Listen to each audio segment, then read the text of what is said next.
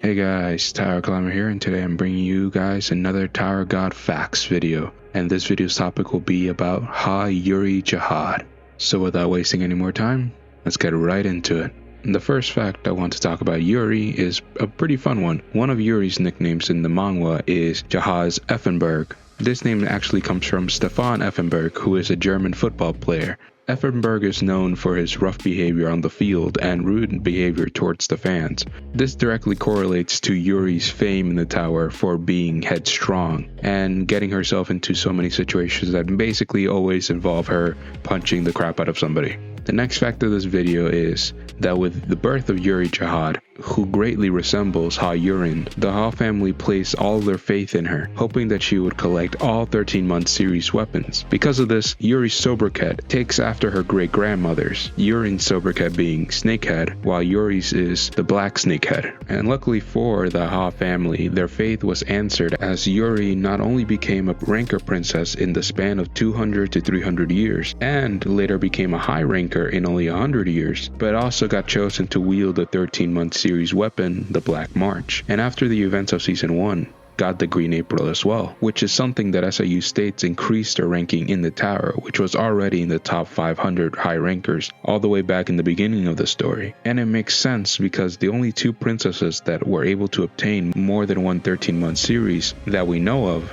are Garam and Anne Jahad, but we also know that some others got them as well because there are many victims of the Ghost of the 13-month series, which is basically only possible if somebody ignites 2 or more 13-month series weapons. The next fact of this video is talking about Yuri's past. Much of Yuri's past is unknown, but we know that she and Leroro were selected as regulars at the same time period, and it was only the two of them who became rankers from that group of regulars on the second floor. However, there was a big time difference between the time when they both became rankers. We don't know if they were on a team together and Yuri just left to climb the tower faster, but we know from a deleted scene in Season 1 that Leroro and Yuri met and she surprised him with her power, so much so that when Leroro sees Anak Jahad during the crown game, even with the Green April ignited, he was disappointed in her and says that he thought he was going to see something like Yuri again. We also know that she didn't enter the Hell Train because she thought it was troublesome. And finally, another thing we know about her past is that while she is not actually a member of Walhaik Song, she was one of the many rankers present during the planting of the Wing Tree. Therefore, she has a friendly affiliation with the group. This is seen with her grouping with their members during Season 1, and Yuri thinking about her in Season 2, and their interactions during the Floor Death arc. The second to final fact of this video is that SIU stated that when he was planning out and expanding the Tower God lore, he considered having multiple narrative protagonists, and there was a real chance that it could have been that with Yuri as one of these protagonists. Bomb is the first protagonist of the story right now, but there is some chance that Yuri will be centered as the protagonist in a new arc later. Yuri was actually supposed to be the main focus for a much later on arc known as the Princess arc, so only hints about her past and all that kind of stuff have been revealed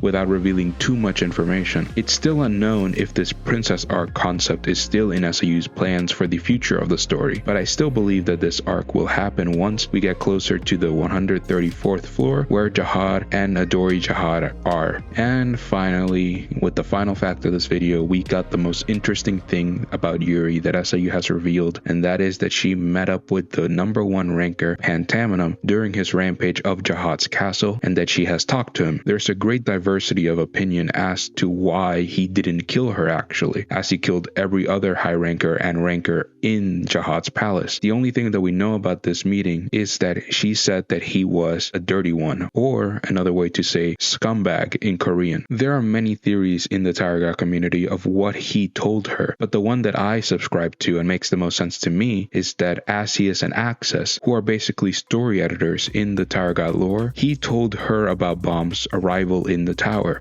and when it would happen, keeping her alive to become part of Bomb's story and to give him the Black March. This is backed up by the fact that in the manga, Yuri seems to know that Bomb was going to appear and was already on her way to the first floor of the tower to see if it was true. This one moment that SIU told us could have been what shaped the whole story of Tower God and Bomb's journey altogether, and is definitely the most interesting thing that we know about Yuri Jahad. And with that, that is all the 5 facts about Yuri Jahad. Hope you all like this video and would like more of these types of videos. Remember, I am always here to tell you guys the truth, and if the truth is not fully explained, I'm going to give you guys my opinion on the truth. Hope you have a wonderful day. Bye.